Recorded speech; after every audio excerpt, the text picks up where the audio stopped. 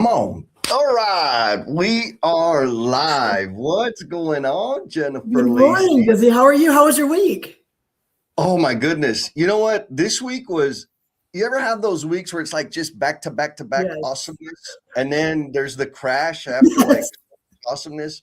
That was my week. I got to do two time management workshops, virtual workshops with some really good professionals out there, some that are uh, repeat offenders on the live stream.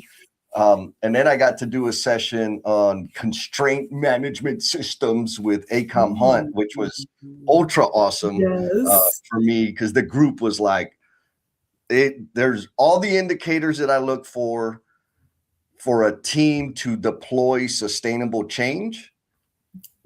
It was all apparent on the call. So it was awesome. How about you, No, Jennifer Lacey? it's been a week. I've had some house projects that I've been working on, and then Alex had her wisdom teeth taken out. So just been doing mama stuff a little bit more. Mama stuff. And you're getting ready for like a birthday party, aren't you? We are this evening. We have a kind of a birthday bash tonight, and so Yeah. yes, it'll be. It's St. Patty's Day theme, so it's kind of a fun. Not really. I mean, it's birthday, but it's also people get to come and do St. Yeah. Patrick's stuff. So it'll be fun. What I like about the way you decorate is you use like the shamrocks, but you make them all red to connect with Valentine's Day. Oh, I I thought we were done with Valentine's. We're past that. Why are you even bringing it up? You know, I can't help myself. Holy moly, we got some early risers already, Jen. Look, we got Steve. Good morning, Martin. Steve. He says, no BS team. Good morning, coming in from Connecticut. Then we got DJ Hootie Hoots, and we already know he's in Florida because we got to talk to him yesterday on the cultivation crew. Yes. And we got Miss Linda Clark, repeat offender, who don't play. Linda, I think you're going to like today's topic. Yes. So I'm ready for you to bring the heat, my sister. Yes. And I know we got lurkers and new people that have never seen us before. And so this thing, are you actively recruiting or waiting for someone else to fix it? Is that like a cryptic question, Jen? What do you think? Well, one, it came from some of our previous conversations. So just like most of our topics do. And also some things that happen outside the live stream, whether it's our social media or other places we go, or even people that we interact with. They're like, we need to dig a little more into this because we've been doing this for 4 years, Jesse. So we did have some earlier conversations that were a little more pointed. And now I think we're kind of going to dig a little deeper into what are you doing intentionally? Yes. And so, folks, you already know we're going to dig into it and to add a little bit more color to what Jen just said. From my perspective, I'm here to transform the construction industry. I want to leave it better than I found it, and the world too, but I'm really focused on the construction industry. I can't do it alone. And so I need to surround myself, build the team, recruit some ballers to make that happen so that it sticks long term. And that's what I'm like today. That's where I'm coming from. So I may be a little grouchy, come across a little rough today, but that's the damn point. But before we get into it, Jen, we got some housekeeping. Okay. Yes, some housekeeping. Okay. So good morning to everyone out there listening. And Gary, I'm talking to you too, because that sounds like you haven't been here before. So those of you that are out there listening, where you just ran across us for the first time, or you do show up, but you don't really engage with us because that's not your thing. Or you are a repeat offender and you just haven't really contributed to the conversation. I'm talking to everybody out there because we don't know you're there unless you comment. We're asking you, if you're not ready to divulge any of your secrets yet, then if you can just drop a blue heart in the comments, it just lets us know that, number one, your first time here, so that we can recognize you and show you our appreciation. But it also helps our No BS tribe that, to connect with you and connect with your content and know that there's other people out there that are trying to get better. So anytime you drop a comment, drop a heart, drop anything into the feed, it also enters you into a drawing, the randomizer at the end of the show. And just what do they get when they win? Yeah. So when you leave your comments, your blue hearts, your questions, your wisdom in the chat, Mhm. that gets your name automatically entered into the randomizer. And when we do at the top of the hour, we'll run the little raffle. And if your name gets selected, you will get free 1 month free entry into the Cultivation Crew and Emotional Bungee Jumpers, which are 2 experiences designed to help reinforce, build, boost like gangsta OG leadership skills. And when I say leadership skills, I mean the keys to connect in very deep and meaningful ways with other human beings. Yes. So be like Sandy and drop a heart. Good morning. Good morning. We Good don't even morning, care Sandy. about color heart. Any color heart's fine. It doesn't, right? It don't matter if it's red, blue, or good. Fantastic. Thank you, Sandy. Folks, y'all already know that means Sandy's down to connect. Hit them up on the LinkedIn if you're on the LinkedIn. We got Gary coming in from YouTube land. He says, what is this? Gary, this is straight up awesomeness. Yes, If stay on you and can find out. handle it. And then we got Miss Carrie. Do you know her, Jen? Hello, Carrie. Miss Carrie Graham. She's a what up peep. She's coming in from Atlanta, I think. And then Miss Haiti Clark, she says, hola, what's going on? She's like making waves right now.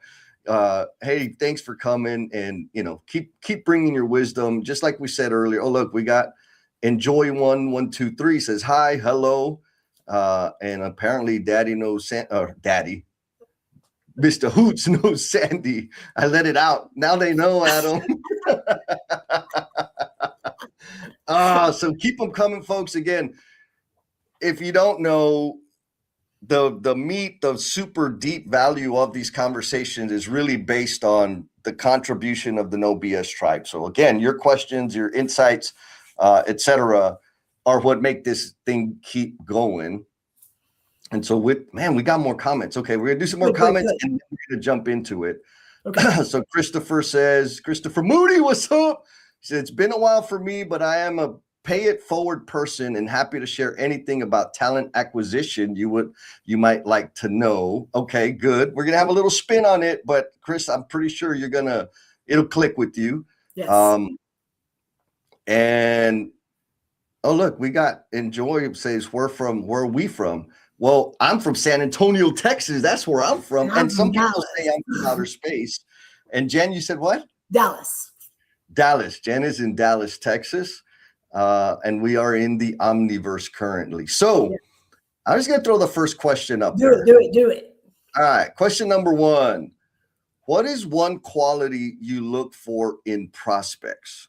Now, Jen, some people might be thinking like when they're hiring people to work at is that what we're talking about? Yeah, like the recruitment for a new hire. I mean, you can put that in your head, but that is not specifically what we are speaking to.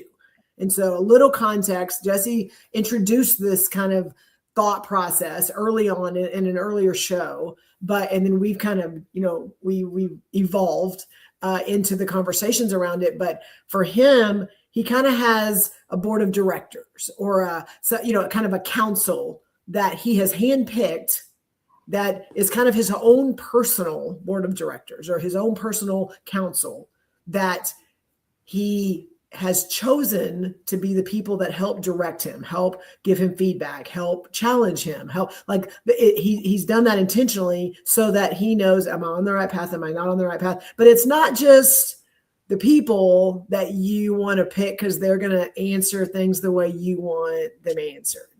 They're not just people that are like, they make me feel good and they make me feel like I'm doing that's not what we're talking about.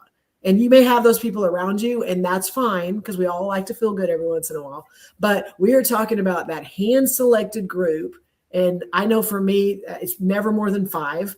People can come and go, but it's usually around 5 that you call when you got something in your head and you're trying to get it worked out, or you call to run something by them, or they're around you enough to where they can call you out. They can challenge you. They can give you feedback that sometimes doesn't feel so good. And so who are those people?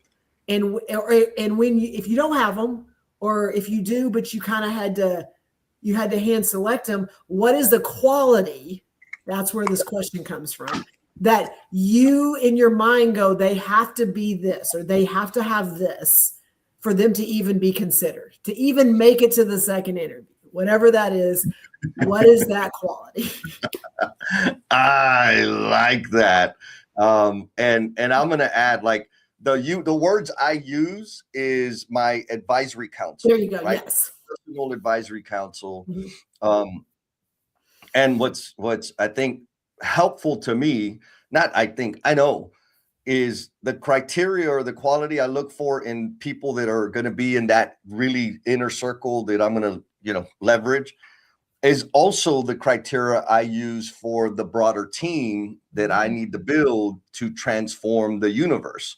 And like you said, I'm not, or maybe you touched on this, but I want to point out, like, I'm not talking about the co-conspirators, the accomplices that are going to tell me what I want to hear when I get dumped and say, oh, it's her loss, you're so good and she doesn't know what she had. No. That's not helpful for me to grow and develop and become the promise I'm intended to be. Yep. That kind of person, it feels good. So I'll let them in every now and then for a little bit of time, but that kind of support keeps me stuck. Mm-hmm. I'm looking for people that are going to help me say, okay, let's status check. How we doing? What the hell are we going to do to continue moving the ball forward? That is kind of the overarching, we'll say, demographic that I'm looking for. Does that sound fun, Jen? Yes, it absolutely does. Do you have a quality? I mean, I know you said, you kind of talked through not accomplices, not as Linda puts, the ass kicking squad versus the cheerleader squad. Like, Linda straight up said it. Yes. And they're usually not. Sometimes there's some carryover, right? But you have a couple that that are right there leading and pushing and challenging you, but also are your biggest fans and will just make you feel valued. But every once in a while, you got people that are in different groups. And so do you have a quality that you look for? Me? Absolutely. The number one quality that will catch my attention, that is like a prerequisite, and also the thing that it's a term of employment, right? Like if you stop doing it, you're off the team, is action. Like, I like to keep it simple because I know a lot of people and I know a lot of really freaking smart people, but not all of them take action. They spend a lot of time pontificating and debating and deliberating and, sharing opinions and ideas. And there's value there. But in terms of like my inner circle, my advisory council, the number one thing is action. What is the distance between idea and action? The ones that have a nice short distance, those are my type of people, because I know they are not scared of learning by taking action and maybe fumbling and tripping and getting sideways on some things. And because they learn quicker through iteration, I get to source that knowledge, that insight, and there's just a big, deep pool of that. So that's my number one, Jen. How about you? Well, it's funny because I thought through this question and my default, I went, oh, they have to be kind. But then I was like, oh, wait a minute, Jennifer, because I have to deal with some grumpy people. I have to deal with people that sometimes are not they're not having the great day. They see me coming and they're like, oh, great, it's Jennifer today. So then I was like, okay, so they I wouldn't label them as kind because just of their personality and things like that. So I'm like, okay, Jennifer, go deeper. What is it? It is they authentically care. And so they can be challenging me. They can not even agree with me. But I can see by their work and by the way they show up and by the way they engage with people consistently that they care. And for me, those are the people that I need to be reflecting for me, because that's how I show up. And so I think there's a parallel to where what you're looking for in that advisory board you don't want everybody that looks exactly like you, but that core theme, that core mission, that purpose, there has to be some shared alignment in that. Else there's going to be some, some things that maybe are not what you're trying to do. So that to me is they authentically care, and they show up the same in all the places that I see them, that they're not, they're in this room, they act this way, and they kind of do this. And then they're in this room and they do this. Like those are people that I know people do that. They're just not people I'm going to rely on to help me grow. Yeah. It's interesting. I think I do it a little twisted, because you already know I'm twisted. Like my advisory council it's never the same people, and they don't have to be aligned with like my mission. Okay.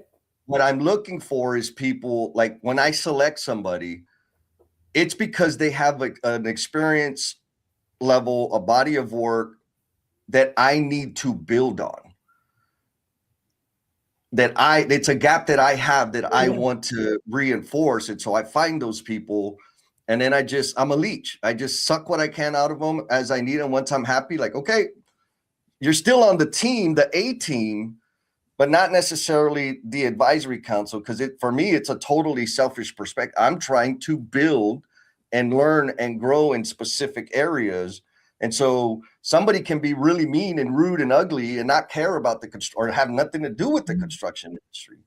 But there are some things, some skills that they clearly have a command of, and I'm okay with that. Now, when it comes to like my team of ass kickers, like Linda said, we're going to go change things, that's a different criteria. Like, yeah, we got to be aligned. Like for real. If you don't appreciate the men and women that are doing the work out there, you are not on the team. You might be on the advisory council on a temporary basis. But I have that. Is that weird? Does that muddy it's not weird, but it made me think as you're answering it and maybe I do that, but maybe I'm a little more selective, because I've realized when I do surround myself with high performers, I'm just going to label them that. When they're high performers, even if they are not completely aligned with my mission, they also suck the crap out of me. if there's not some alignment of caring for people, caring for the people doing the work, eliminating hard work, being kind, like things that I live for, if there's not some piece of that in them, if I can't see it, and sometimes it's just how they show up, or they show up differently and they don't do it the same way. But if there's not something there like that, a lot of times when I'm like, ooh, I see value here, but because when you start engaging with me, you're not getting a little sliver, you're getting everything. I need more of that. I need more of that. And then it drains me. And so I have to be super careful to be aware of it, and also go, okay, I see what I can bring value here, but also what they can help me with. But is it worth it? Is it worth what I'm losing to be able to gain what they're giving me? So it's a little different perspective than yours, but I can completely see going in, because you want to surround yourself with better people. Like that's what it comes down to. You want to be around people that are doing things and that have skills that you don't have, because then you're going to be able to grow and get better. But sometimes you're also the other person that has a skill that they want. True. And we got to protect it, and not getting so far down a road where you just feel like you are completely depleted, and it's not reciprocal. I think that's the other, is that it's a reciprocal thing. Yeah. Oh, yeah, definitely. There's got to be some exchange in terms of contributing to each other's path. Mm-hmm. And so a more clear way for me to say that is I've had plenty of people in my life. They're still there, but they want to coach me and advise me whether I ask for it or not. But they are not open to any other thoughts or challenges or questions. And I'm like, oh, you're not on the team. Like, you can sit on the bleachers, but you're not going to get on the field, right? Yep. So we got some answers out there. Okay, good. Let's go. Mr. Christopher Moody says, number one quality is passion. Yes, right? Chief Marketeer Steve Martin says, prospects with a mindset of we can improve. That's a good one. That is that's a big one. Right? Like do you remember Eeyore from Winnie the Pooh? Of course. Right? It's always raining on me. Like, I ain't got time for that.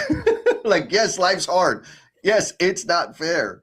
Freaking, what are you gonna do about it, man? Like, I need that passion and that. Yeah, we are not half glasses, half empty people. Just right. 100%. Lucery says, I would look for preparedness. Did the person do the homework, the research before touching the specific points? Okay, so she's looking. Can I respond to this? So, Lucery, yes. I love this answer. And I also know that if that is like a die, like a do or die thing, like Jesse may not be in your circle because hell no. Well, that's when I read it. I love that. That's like she's like these are the people I need around me that I know that they're bought in. They've done some work. But I also my first thought was like Jesse would drive her crazy because one, he drove me crazy early on because I needed all the boxes checked. I needed to know all the plan, all the agenda, what's the outline, what are all the things. Like I will own that. And I lived that way for a long time. Part of my growth was Jesse being on my advisory council and helping me not need to be overly prepared. And so that was a cool, when I saw it, I'm like, oh, I used to be that person. And it's not bad, but I know part of the growth is that everything doesn't have to be scripted and that you can go with the flow because of your body of work. It's so strong and you have so much to pull from that you don't have to have a super structured plan. Yeah. Well, and I'll add that the fact that she's clear, like they got to do their homework, be prepared. Like that's. Yes. I want to say like, it doesn't like, I'm not trying to tell people you should use my filters. No. What I'm saying is have your freaking, know what the hell they are. Yes. And don't get mad, but don't get mad also when like you're like, oh, Jesse's supposed to be on my advisory council and he doesn't get it. He doesn't understand it. Like, and again, I am owning that is what I had to deal with early on. I'm like, you are not doing it the right way.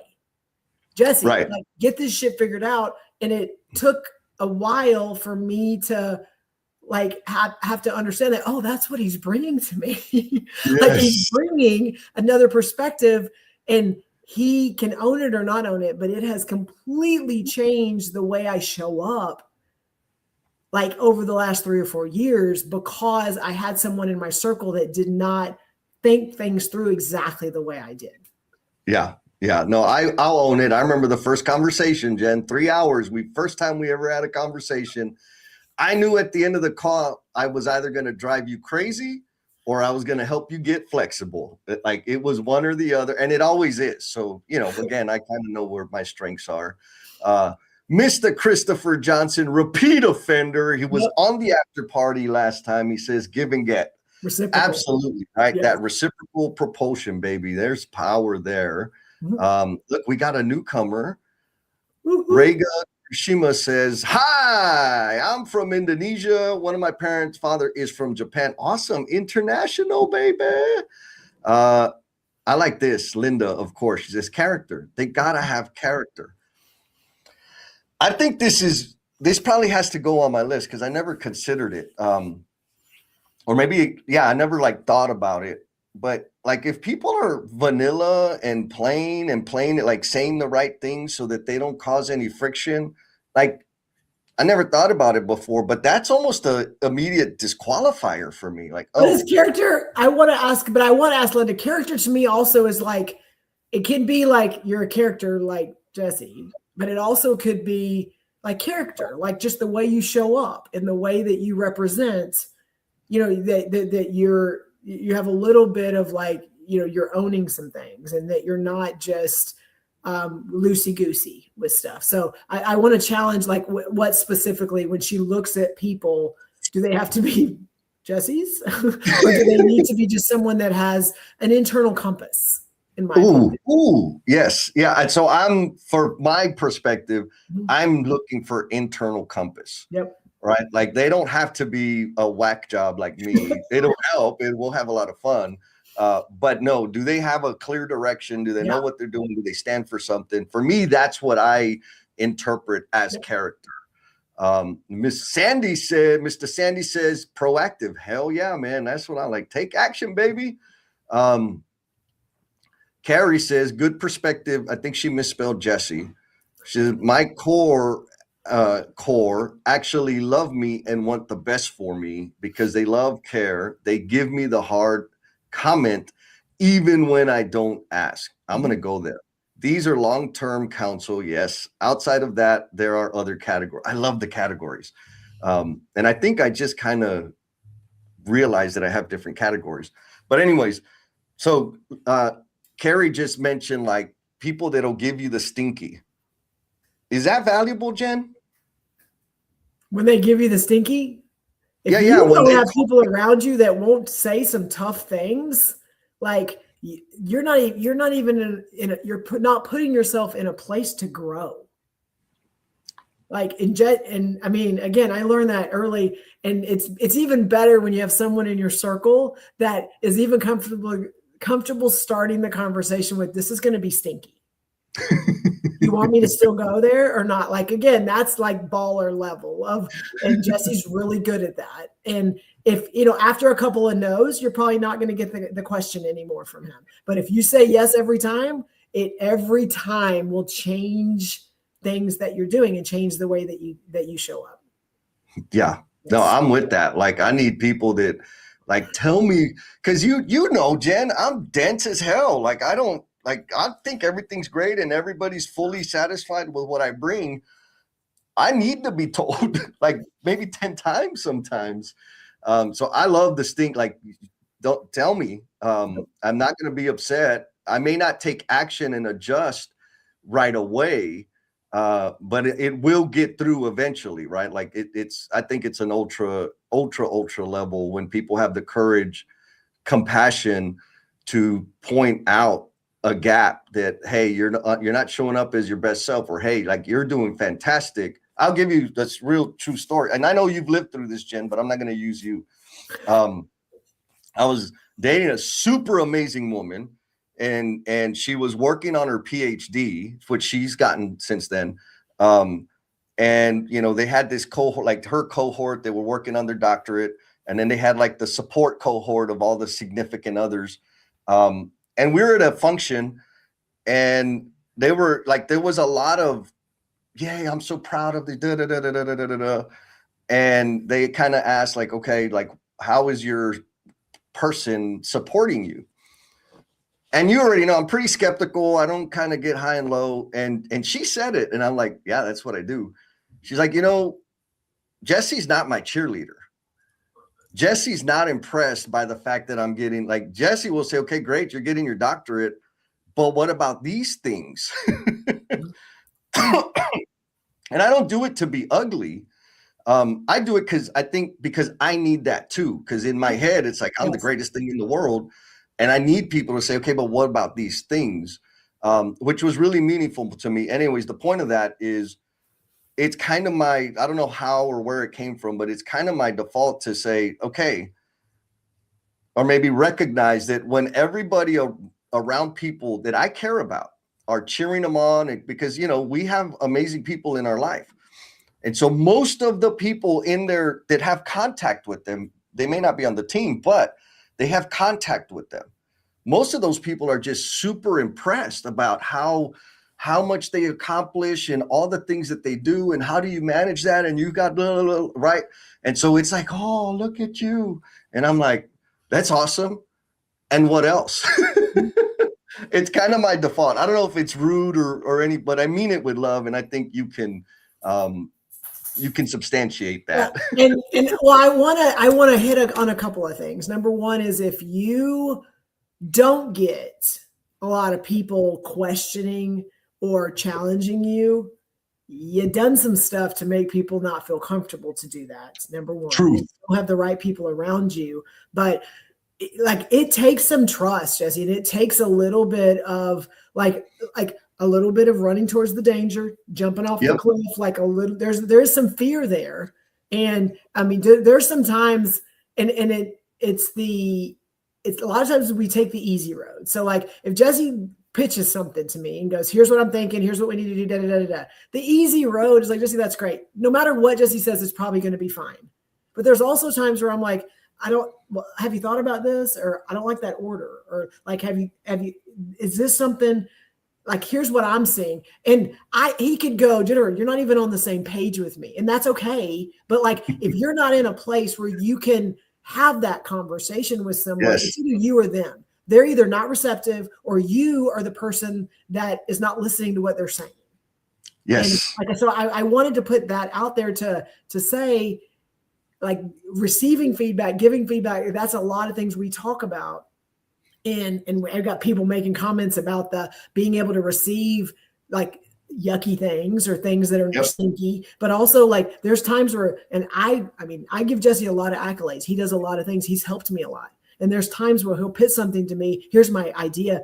And it is a good idea and it'll probably change the world. But my brain, because I'm in his council, starts picking apart a lot of some other things. And I'm like, oh, Jesse, but what about this? He's not going, well, screw you. I'm not going to ask you anything anymore. Like there's value in the people that you choose to be around you because he knows my analytical brain will start picking things apart that maybe he didn't think about because he is a little sometimes. Yes. I'm like, yeah, it's going to be awesome. And it's like, oh yeah, I didn't think about that. Ah, crap. Okay. Things I need to consider. One thing, and Losery kind of said this earlier, but I want to circle back to it. Which is, oh no, I love other perspectives, but we'll ask for the basis of that perspective. Jesse, Jesse, read this book.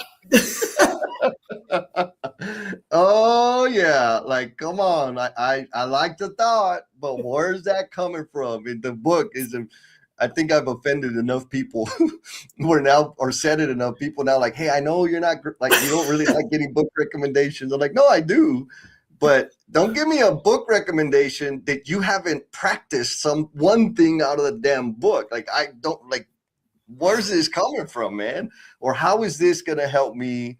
How is this going to like, I'm not seeing the connection. Help me see the connection.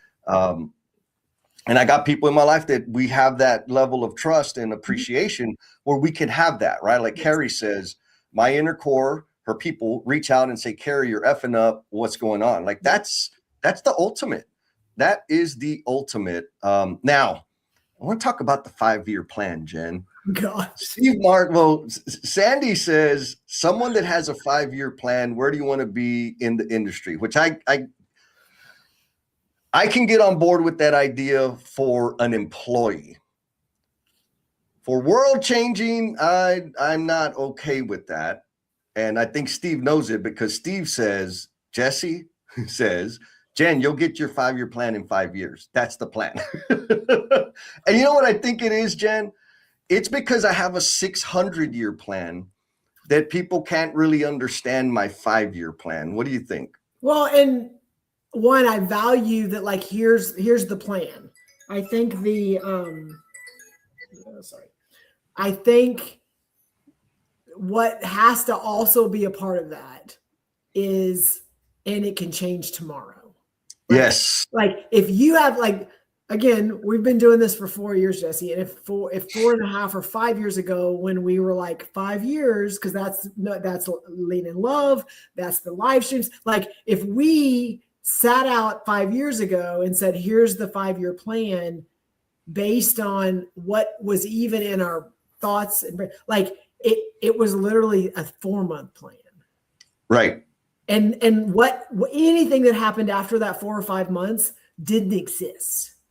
Right. And so it's, you can see the vision, you can see the big picture, you can have all the ideas. I mean, there's nothing wrong with that, and you have to be willing to understand that it could change tomorrow. Yes. And I think that to me is the biggest part of that long-term thinking, is being flexible. And okay, I see where we can go, but we couldn't have it. We couldn't have scripted. We couldn't have written out, created an executive summary on what we're doing right now.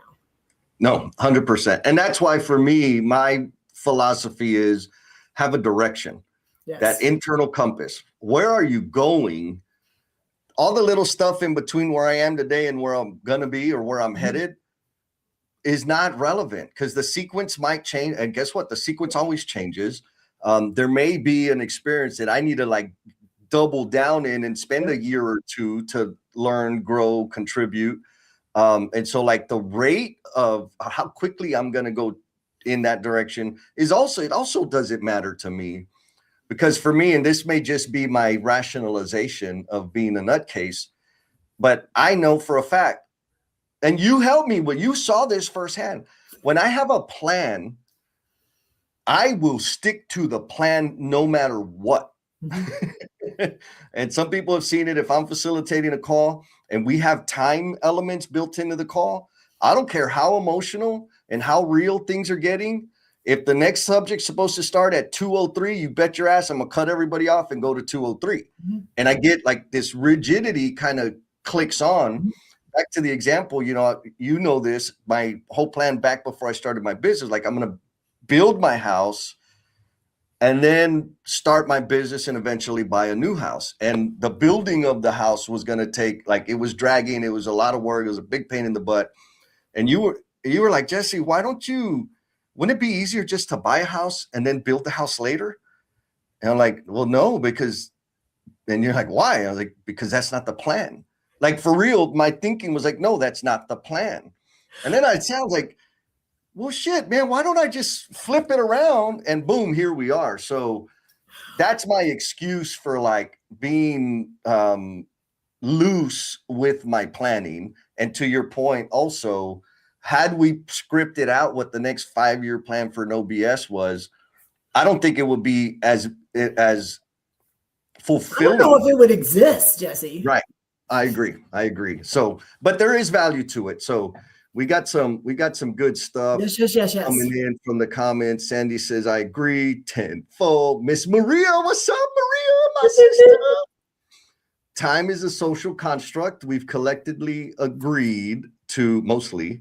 My 5-year plan has taken 8 Earth years. I like that.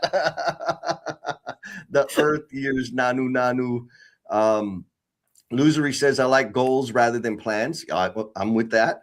Too many exterior factors can intervene on plans. Yep, but goals are more solid. Change the plan, keep the goal. Amen, girl. And then Miss Angel, curious idealist. What's up, sister?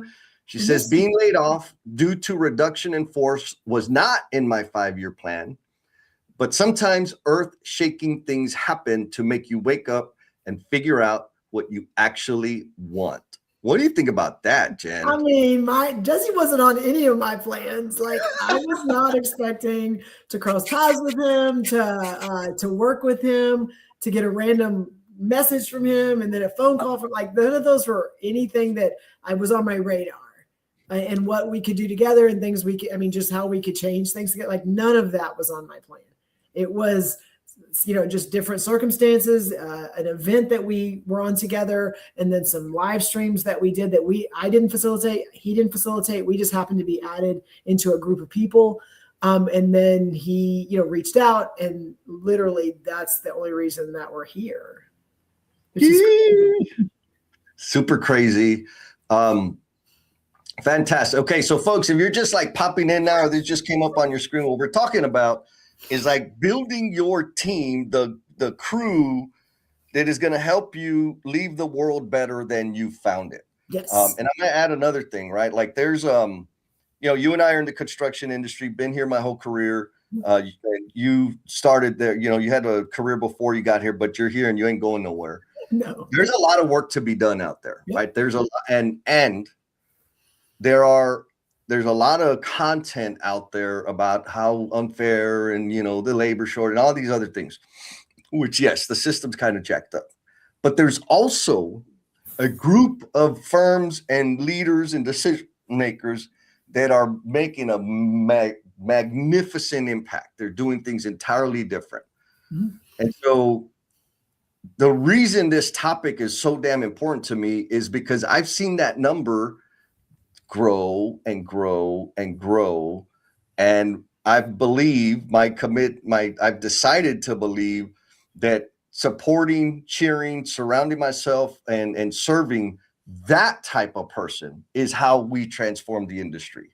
not pointing at the problems. Everybody's pointing at the problem. That's easy. But are you taking real steps to surround yourself with people to leave this world better than we found it? That's the point of this conversation. So hopefully I ruffled some feathers with that, Jen. Well, it every day, every single day. It doesn't matter what happened yesterday. It doesn't matter what the plan is for tomorrow.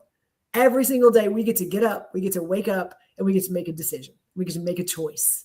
We can Amen.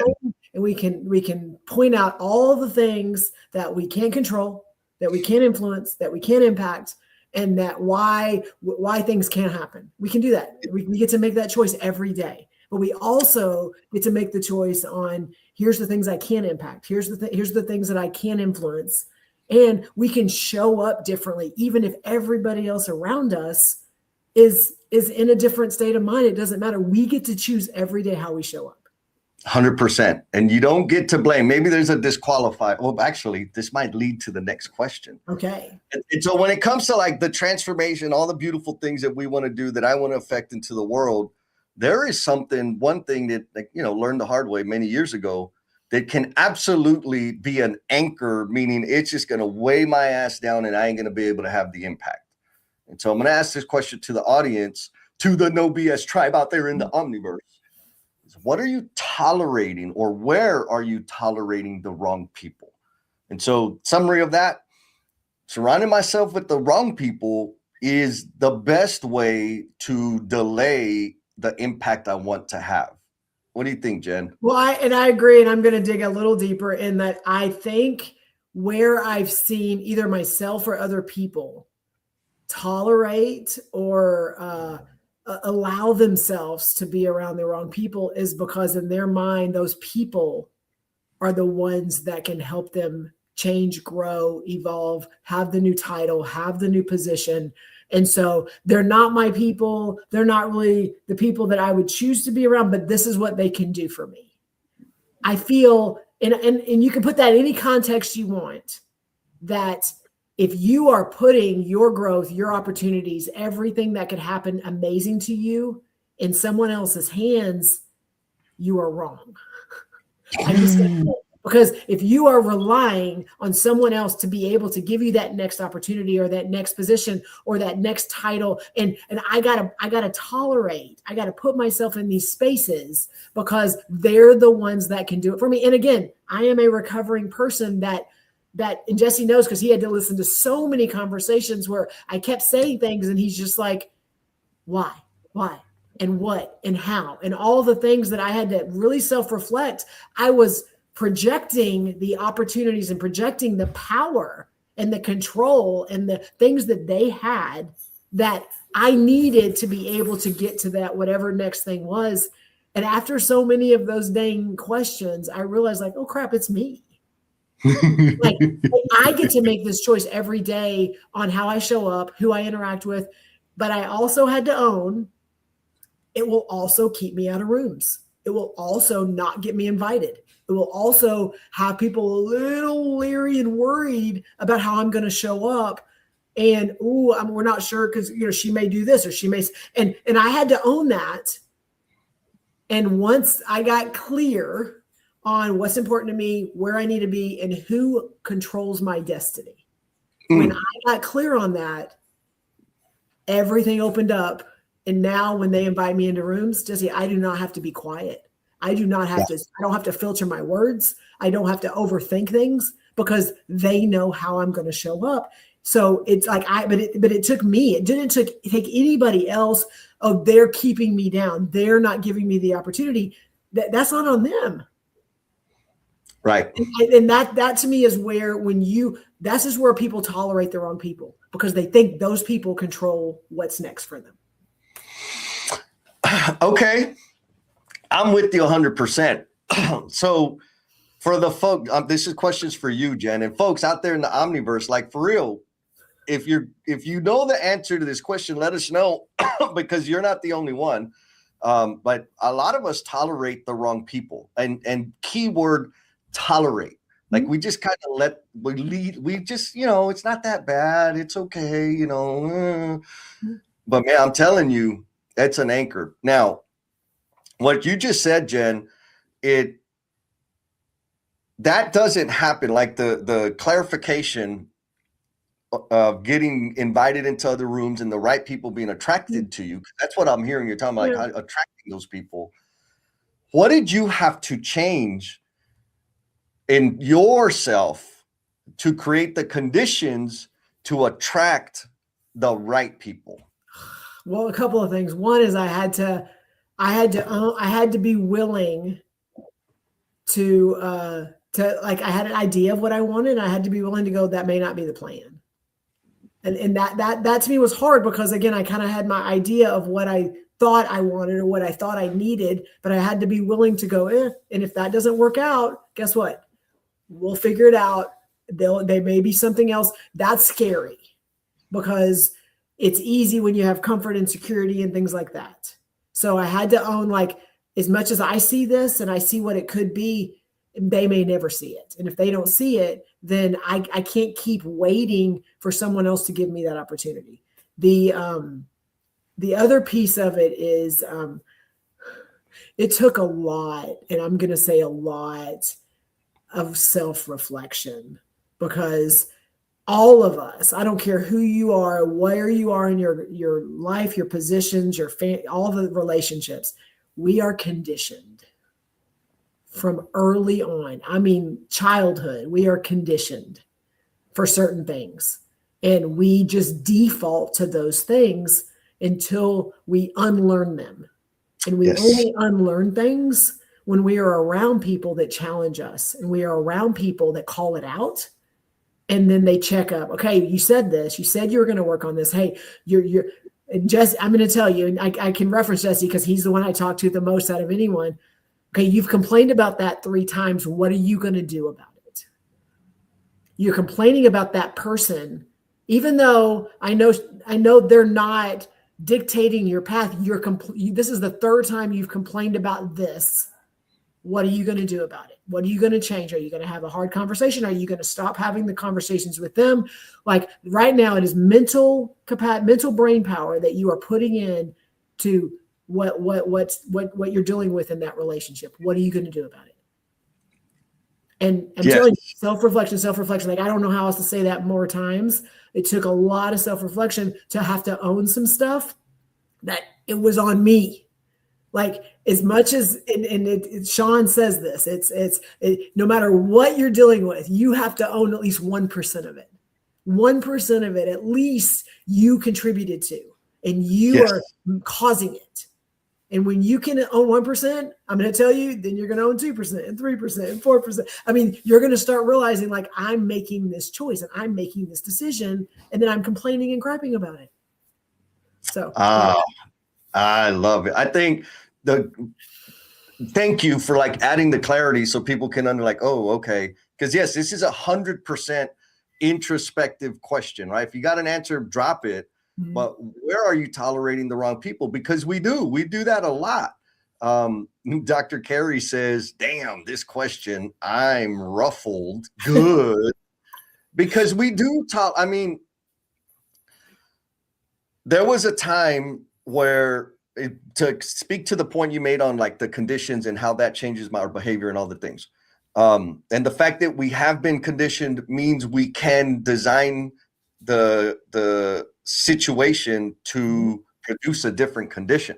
It's not like most of us are just, there was a period of time where I just was like a victim of my circumstances. Like, why is this happening to me? And then I'm like, yeah.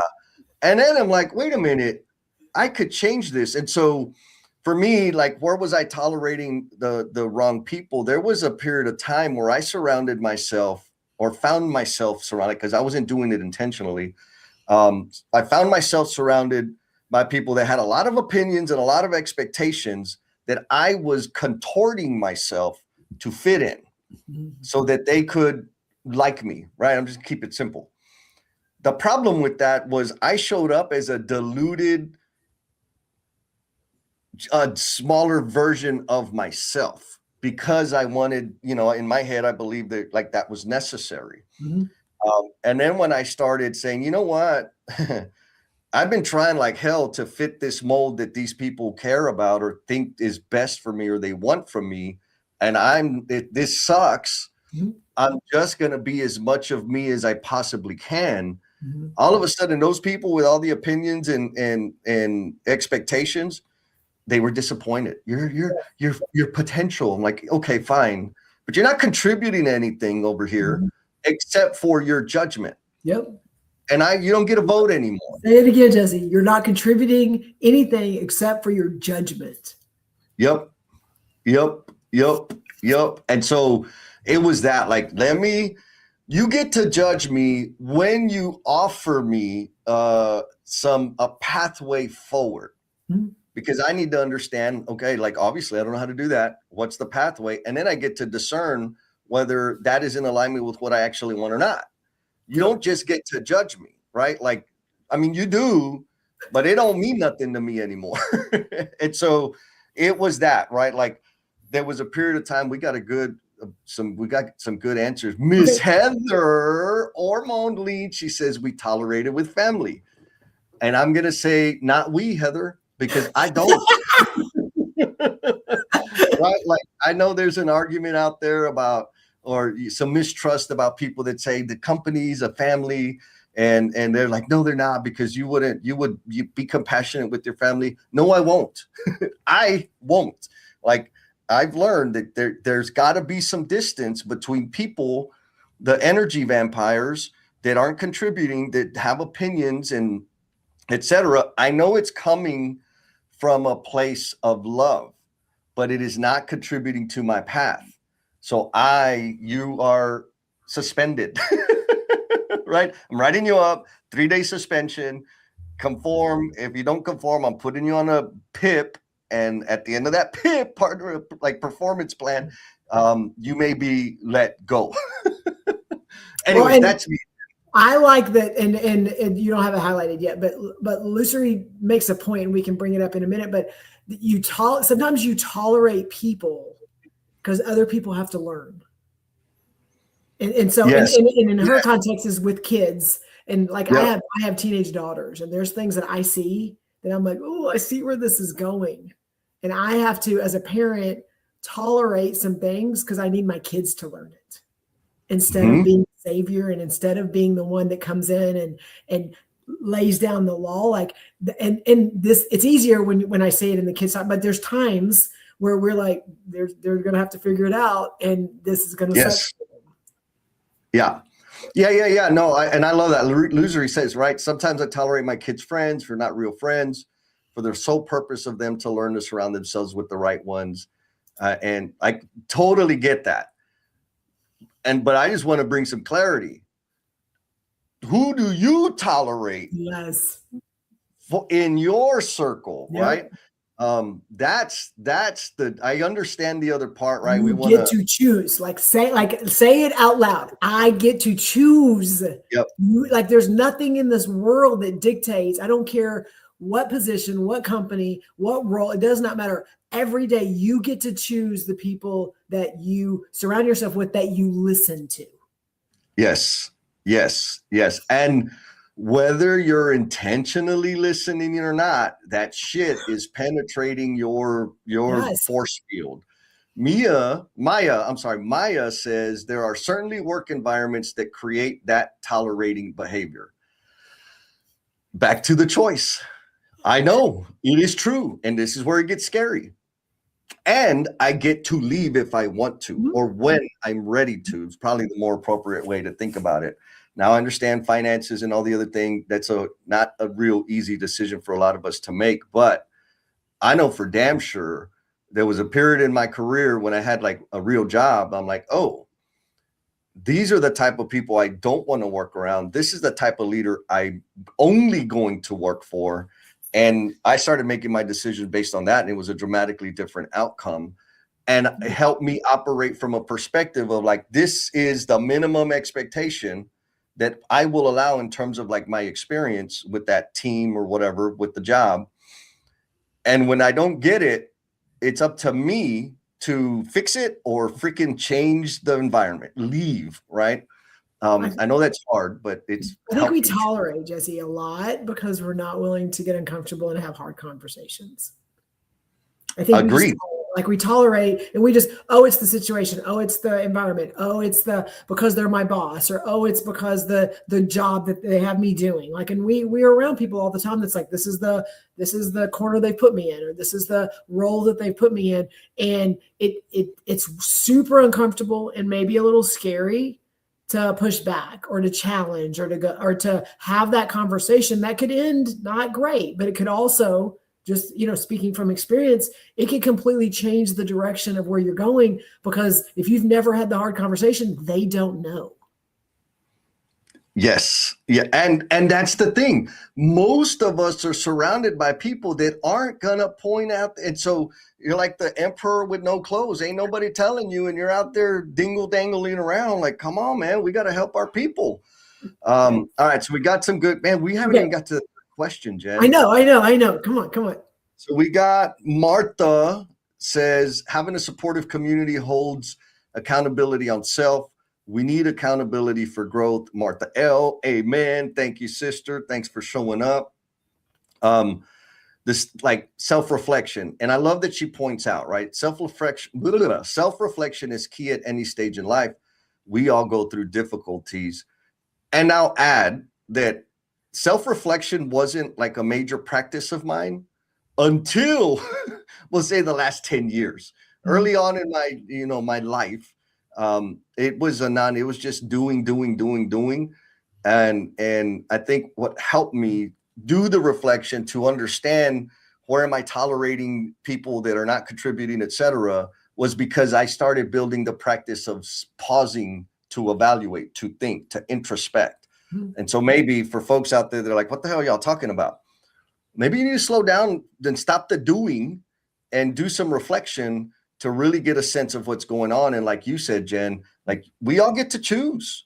And I'll say it another way. If the life you're experiencing right now is not what you want, consider that the results that you're experiencing, the outcome that you're living right now, are the result of a perfectly designed system to produce the stinky thing, which means you can change the system. Like the system you're in may or may not have been intentionally built by you. You can change it. I know that's scary, like, oh, system, like, I mean, I'm trying to lose weight. I still got the chins here, right? The extra layer. Well, you know what? When I put stuff in the system, this is the outcome. Until I change what I put into the system, I'm going to continue having the extra chins. Like it's that simple. It's how you show up. It's how you show up. It's how you show up. It's how you show up every single time. My plan was not to be in a place to where I could impact an industry and I could speak and people are going to listen. And I'm in rooms with people of all ages and titles, and they value what I say. It was how I showed up in a room, in a conversation, at a project, on one, I'm saying, like it's the things that build to get you that big. Like you're not going to show up and everyone's going to listen to you, but if you're planting those seeds along the way, and then all of a sudden, I'm just going to tell you're going to walk in a room and everyone's looking at you, ready to hear what you have to say. Like that's what happens. 100%. And Chris said, yes, the Matrix. yes.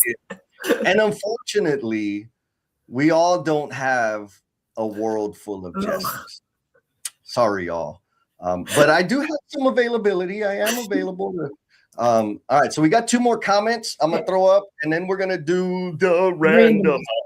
Yes. And so if you want to get in the randomizer, just comment. Doesn't matter what it is, to anything that Jesse and I are talking about.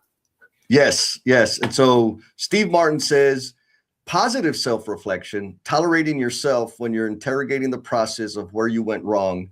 I'm messy, I'm imperfect, I make mistakes, but I'm worth it. Yeah, I agree with the interrogation. And yeah, I'm imperfect. I make mistakes. I'm flawed. I'm human. So I need to give myself grace. Right? I like that. Who are you tolerating? I tolerate myself. Like yes. I allow myself to kind of navigate without being challenged and without really thinking about, is this the right thing? I like that. Yep. Oh, I like this. This is my brother Ernest. He says, perhaps we don't, he's very polite, right? Perhaps we don't always get to choose who to surround ourselves with. If I wanted to have diplomats, CEOs, and Olympians at my dinner table, can't dial their numbers. There's facts in what he just said. Now, I think Maria is the one who said it earlier, right? This construct of time, like if I want that right now, I can't pick up my phone and make that happen. But I can start taking steps to create the conditions for that outcome to happen at some point in the future. And for me, that's the difference, right? Mm-hmm. It's not, I mean, we've heard this, there's so many freaking flowery quotes about it, right? It's not the destination. It's right. Where does all the amazing stuff that's helped me grow and contribute happen? It doesn't happen when I get to the table with the Olympians and the CEOs. It happened on figuring out how to get that cohort of people to be interested enough to be on my call list, to be in my phone. The possibility of that actually happening is very low, but on the path, there's going to be, I'll say, a higher caliber of people or a group of folks that have tremendous rich depth to contribute to me. And so it's about taking the steps. Like I think that's where I'll end it because I'm just rambling now. What do you think, Jen? And absolutely. And an example recently is we know Jason Schroeder, and I mean, yep. He's very impactful, written a lot of books, does a lot of things. He's a friend of ours, and just putting the work in and having the conversations and showing up, and he knows you, he knows he knows each of us, knows, and he respects us, and we've been on his podcast and things like that. And someone needed to get a hold of him to invite him to be a part of an event we were having. And I got people at a lot of high levels that have a lot of titles. They had no relationship. They had no connection to him. And I was the connector. And it was just putting the time in to where, like, going back to Ernest's comment, like, yeah, you may not be able to just pick up a phone and call, but if you put the time in and you make the choices, there's going to be a point to where you're the person that gets somebody to somebody else's table. I mean, just things like that there's value in that. Because then now you've done a favor, you've done something for someone else, and now they're a person that you can call. So it's like we collect people, and we say that all the time, and not in a weird way, but we collect people because the more that we do things and we show up authentically in these spaces, we are then now having access to these people to ask them questions, to invite them to dinner, things like that. 100%, 100%. Okay, I'm going to put Angel Curious Idealist comment here, and then I'm going to jump to the randomizer because I think we need to go here. So she says there are a lot of rooms out there and a lot of paths to get to those rooms. How do you recommend finding the rooms you're meant to be in? And I have an answer for this, but I ain't going to answer it yet. But I want to come back to that one, Jen. Great question. Solid. All right. So it is now time for the randomizer. And so for all the folks that dropped a comment and dropped an emoji, etc., your name is in the hat. We are going to do the randomizer. If your name gets selected, you will get a 1-month pass to Emotional Bungee Jumpers and Cultivation Cruise so that you can build your skills to connect and serve in super deep and meaningful ways. And here we go. Okay. Look at that. Oh, James got in just in time. Let's see. Who's he going to be? Oh. I think you need to redo it. I think we're going to do that again. We're going to do another one. Adam Hoots is already a part of the crew, a part of that experience, has been a major contributor to it. For a long time now. So we're drawing again. One more again. Let's see. I like the way it just shows everybody's pictures and stuff. I think that's awesome. Who is it? Yeah. Maria Martin. Okay, Maria. I think she's already part. Is she? Well, Maybe we just haven't seen her in a while. Yeah, we haven't. Okay, so that's the reminder, Maria. She's got to come back, or maybe I need to update your email address. We'll connect and get that figured out. So bam, that was the randomizer, folks. And you already know your comment, your contribution to the conversation is how you get in the deal.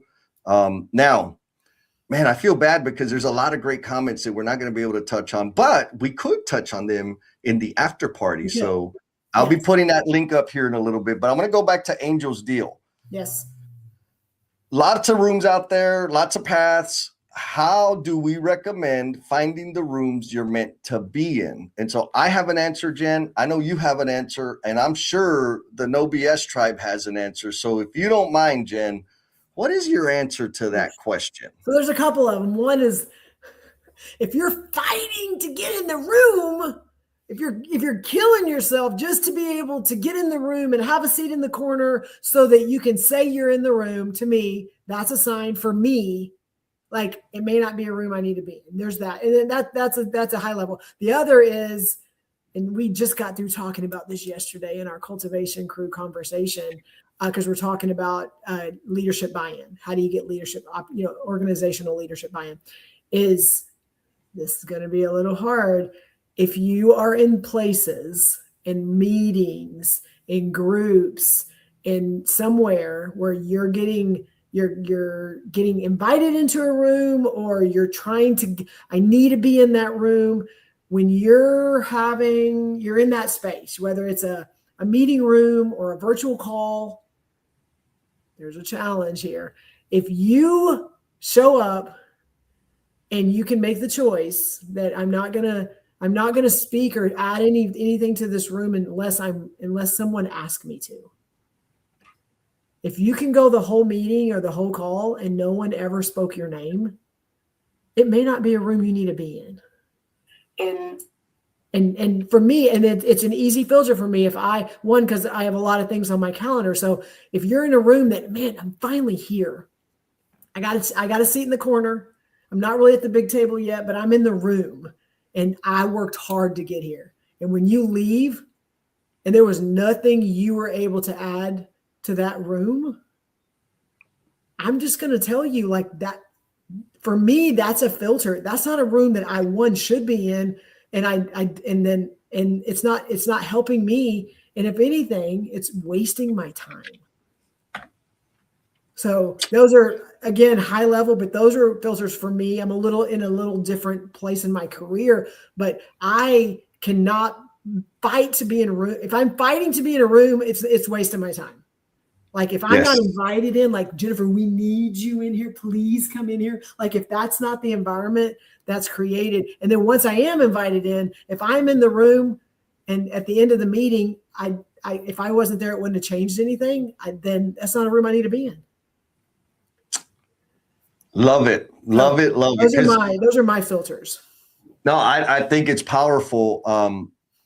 And I think for me, the key to what you said is, I can't be in the rooms I really want to be in if I'm in rooms that I'm undervalued and underappreciated. Like, I got to pick, man. I got to pick. And the more times I'm somewhere that, I'm present, right, and I get credit for being in the room, the fewer at-bats I get to be in the rooms that I want to be in, right? And so back to Angel's.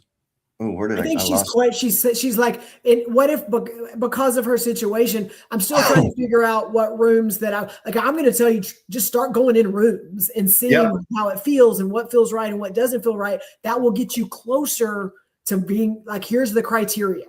And you'll go into rooms and go, nope, this ain't my thing. I don't like this. Or I'll go in and go, ooh, this feels good. This feels like this is something that can add to, to what's important to me. Like, I think you got to start just putting yourself in those positions to see, to see which ones are worth it. 100%. Yeah. And so I want to applaud Curious Idealist for the vulnerability and like the real shit that she's bringing, right? It's like, based on the layoff, she's kind of reassessing everything, if that makes sense. It totally makes sense, my sister. And I'll say two things.